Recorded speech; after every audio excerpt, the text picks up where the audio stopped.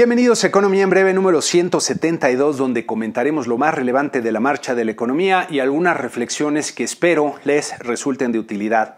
El mundo atraviesa momentos muy difíciles por la crisis de salud generada por el COVID-19, que está también propiciando una crisis económica de proporciones no vistas desde la Gran Depresión de los años 30. Esta semana tuvimos muchos datos del mes de abril en Estados Unidos y en México que comienzan a revelarnos la magnitud de la disrupción económica que se ha generado. Pero antes de pasar a los indicadores, vale la pena mencionar esta nota del Washington Post que hace referencia a una editorial del periódico The Lancet, uno de los diarios médicos más antiguos y prestigiados. En una dura nota editorial, The Lancet dice que los americanos deben poner en la Casa Blanca en el 2021 a un presidente que entienda que la política de salud no debe guiarse por la política partidista. El Washington Post señala que es muy inusual que un diario médico tome una postura política con todo el peso de su consejo editorial. The Lancet señala que la administración está obsesionada con encontrar una bala de plata, un remedio rápido como el desarrollo de una vacuna o medicina o con la desaparición del virus. Pero solo la aplicación disciplinada de principios de salud pública como hacer pruebas, trazar a los contagiados y aislarlos es lo que detendrá el problema, y esto requiere una política de salud nacional efectiva. Me parece que la crítica de The Lancet aplica no solo a Trump, sino a muchos otros líderes nacionales que actúan guiados por una lógica política, y llama la atención que los países donde más contagios se han dado tienen líderes peculiares que han respondido justamente con una lógica política al problema. Y aquí en esta lámina, desde luego, falta un país y un presidente que conocemos muy bien en México. En la semana se observó una baja importante en los mercados accionarios, como vemos en nuestra gráfica usual, donde nuestro promedio simple de 10 mercados perdió 3%. Ya habíamos comentado en programas previos que los mercados accionarios parecían desconectados de la realidad económica que comenzaba a vislumbrarse, y esta semana parece que comenzaron su regreso a la realidad, sobre todo luego de que el presidente de la Reserva Federal de Estados Unidos advirtiera sobre la posibilidad de una recesión prolongada en la economía que generara problemas inclusive de solvencia en hogares y empresas, y pidiera acciones adicionales por parte del gobierno federal, al mismo tiempo que descartaba tener tasas de interés negativas, que es algo que los mercados comenzaban a anticipar. La tensión que se está volviendo a generar entre Estados Unidos y China también es un elemento de inquietud para los mercados, ya que la amenaza de una nueva escalada proteccionista limita considerablemente las posibilidades de reactivación de la economía mundial. Y desde luego, los resultados que comienzan a mostrar los indicadores económicos son dramáticos. Como podemos ver en esta gráfica, vamos a hablar de Estados Unidos, que nos muestra la abrupta caída en la producción industrial del mes de abril, que aquí ven a tasa anual, pero en su tasa mensual fue la más profunda en los 101 años de historia del indicador. La utilización de la capacidad instalada se redujo a 64.9%, lo que fue el nivel más bajo que se ha observado desde que comenzó a registrarse este indicador en 1967. En esta siguiente gráfica pueden ver un poco más de historia para comparar la dramática caída del mes de abril, que seguirá profundizándose más todavía en el mes de mayo. También las ventas al menudeo se desplomaron de forma inédita en Estados Unidos en el mes de abril, como podemos ver en esta otra gráfica. Ya les había anticipado en programas anteriores que veríamos cifras dramáticas e inéditas ante la magnitud de la disrupción, y todavía nos falta una buena dosis de sorpresas. Es por eso que habrá que tener mucho cuidado con las inversiones y con los mercados financieros, que seguramente van a mostrar una volatilidad muy elevada. Cabe notar que la extraordinaria liquidez que han inyectado los bancos centrales se siente bien en los mercados financieros, que dejan de percibir el dolor producido por la adversa realidad económica. Pero es como una anestesia que no cura la enfermedad, solo esconde los síntomas que producen malestar, y solo por un tiempo. Aún falta ver la verdadera medicina, el tratamiento para restablecer la golpeada economía mundial que deberá aplicarse cuando se supere la pandemia y que requerirá de una mayor cooperación global entre las naciones. Ya hablaremos de eso más adelante. Pasando a México, nuestro mercado accionario perdió 5.1% en la semana, como podemos ver en nuestra gráfica acostumbrada, desde luego moviéndose en línea con otros mercados accionarios en el mundo. Nuestro tipo de cambio se depreció 1% en la semana, terminando en 23.94 pesos por dólar en el mercado interbancario y mostrando fuertes vaivenes, como podemos ver aquí. Pasando a los indicadores económicos, que también mostraron resultados inéditos, en abril se perdieron 555,000 puestos de trabajo de acuerdo al IMSS. En esta gráfica pueden ver la variación observada en los meses de abril desde el año 2000 y la estrepitosa pérdida observada en abril de este año. Nuestra gráfica acostumbrada, que estaba pensada para seguir cambios de una magnitud más pequeña, más usual, presenta un movimiento bastante brusco, tanto en el número como en la tasa, y recordando que se refiere a la suma de los últimos 12 meses.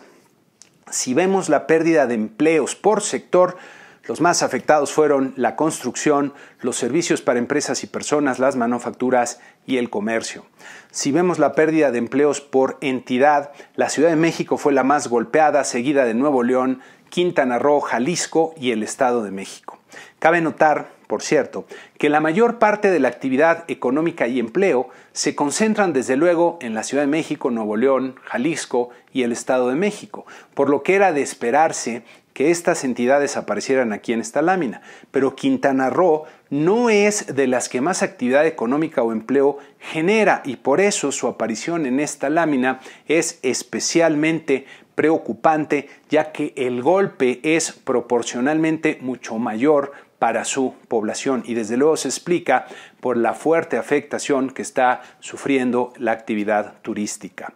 En lo que resulta un dato preocupante también, el IMSS reveló que en abril se dieron de baja 6.689 patrones o empleadores, que por cierto es una estadística que tiene poco tiempo difundiéndose y, como pueden ver en esta gráfica, es la pérdida más pronunciada en más de un año. Si lo que estamos viendo en esta estadística son empresas que cerraron por la disrupción, entonces los empleos que ahí se perdieron no se van a restablecer pronto. También tuvimos las cifras de la producción industrial todavía del mes de marzo, donde comienzan a observarse los efectos de la disrupción producida por el COVID-19. Como vemos en la gráfica, la caída de 5% real anual fue la más pronunciada de los últimos años y suma ya 13 meses consecutivos en contracción, aunque si quitamos por ahí el aumento marginal de febrero del año pasado, serían 17 meses de marcada debilidad en la actividad industrial. Las manufacturas, que representan más de la mitad de la producción industrial, se contrajeron 6.1% real anual, también en una caída muy profunda, y dentro de las manufacturas el componente de maquinaria y equipo, que es donde está la mayor parte de la industria automotriz, se contrajo 13.7% real anual. La construcción se contrajo 7.5% real anual, sumando también 13 meses cayendo. Si vemos el acumulado enero-marzo, la caída de este año es la más pronunciada, con excepción del 2002 y el 2009, pero para el mes de abril, cuando pegue de lleno el impacto de la disrupción, seguramente ya veremos la caída más profunda en la historia de este indicador. También en la semana tuvimos la decisión de política monetaria de Banco de México, que, tal como se esperaba, recortó su tasa de interés de referencia en 50 puntos base a un nivel de 5.5%. En esta gráfica podemos ver en la línea azul oscuro la tasa de referencia de Banco de México, que ha venido reduciendo de forma acelerada en el último año. Del comunicado destaca un balance de riesgos claramente inclinado a la baja para el crecimiento económico y un balance incierto para la inflación. Hacia adelante, es de esperarse que Banco de México vuelva a recortar su tasa en la misma medida en su próxima reunión, programada para el mes de junio. En otra noticia, el Instituto Mexicano de Ejecutivos en Finanzas, en el que, por cierto, me honra participar en un par de sus comités nacionales, publicó la revisión de sus expectativas económicas con cambios importantes en el mes de mayo, como pueden ver en este cuadro. De lo más destacable es la revisión a la baja en el crecimiento del PIB esperado para este año, ahora en menos 8%, así como una pérdida esperada de 812.500 empleos en el año.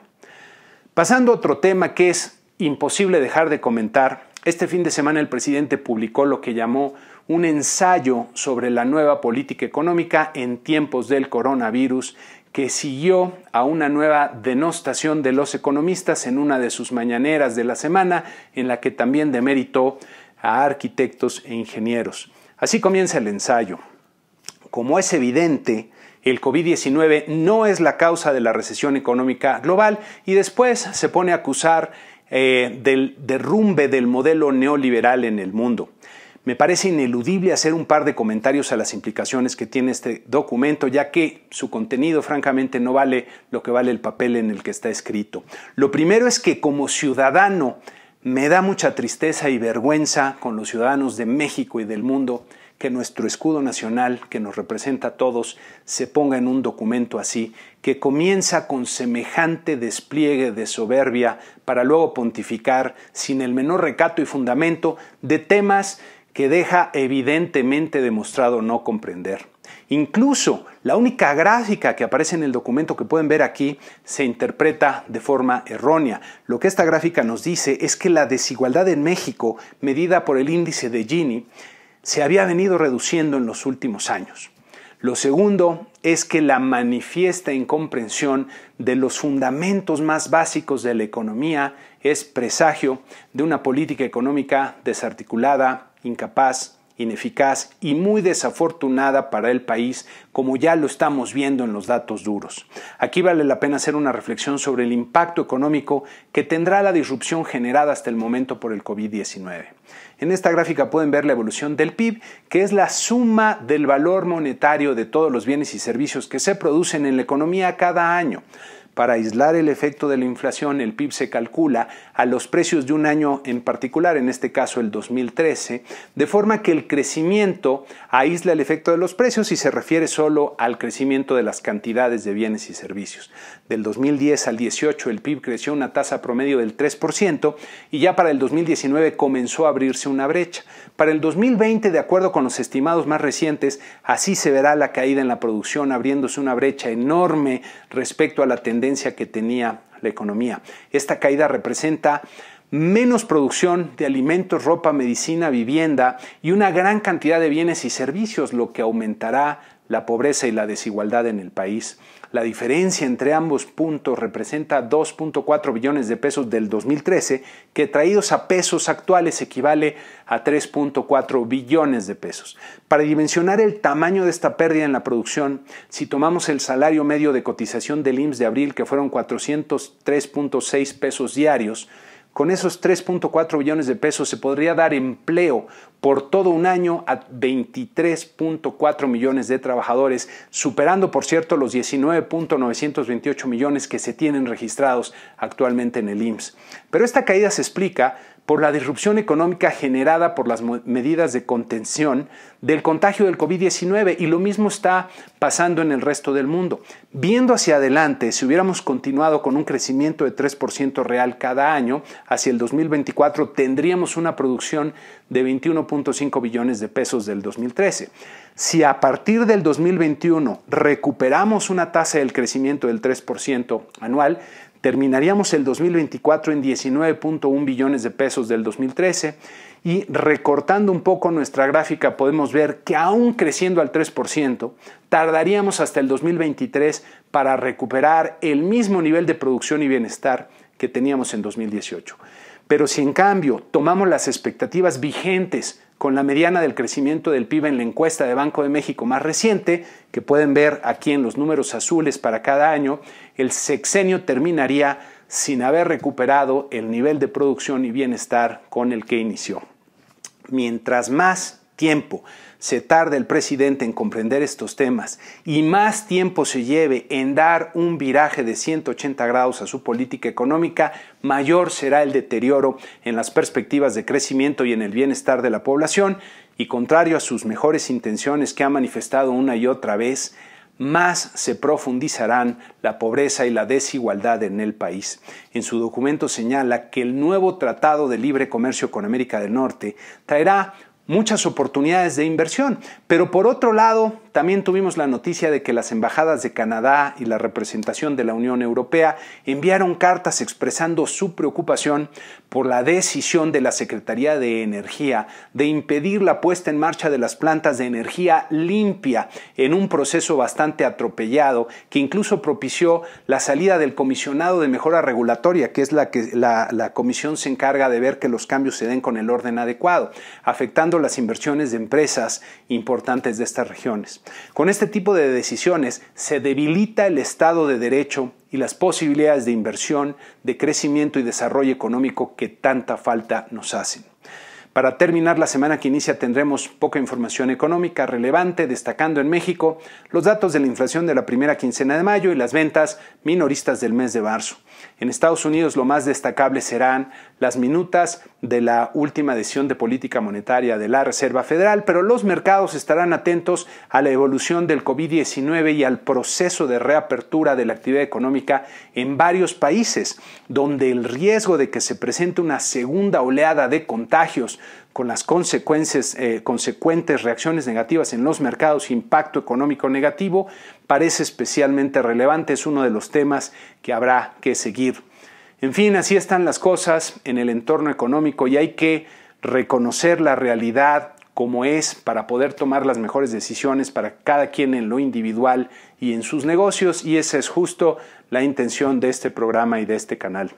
Y con esto concluimos este programa número 172 de Economía en Breve, con la invitación usual a que se suscriban al canal si el comentario les gustó, les pareció útil, que le den like y que lo compartan entre aquellos a los cuales también les puede ser de utilidad. Muchas gracias y muy buena semana.